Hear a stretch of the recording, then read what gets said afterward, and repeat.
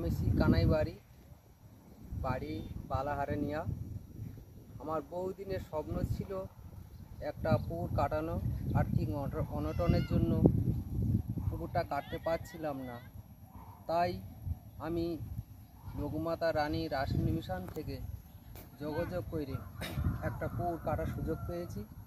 সাথে সাথে পুকুরের মাছের ট্রেনিং, সবজি ট্রেনিং, জৈব সারের ট্রেনিং এবং যেরকম সবজি চাষের যে জৈব বিষ বা জৈব ভিটামিন সেও ট্রেনিং দিয়ে আমি উপকৃত হয়েছি। এবং সাথে সাথে বিভিন্ন বীজ, ধানের বীজ এবং বিভিন্ন ফলের চারা দিয়ে আমার খুব উপকৃত হয়েছে।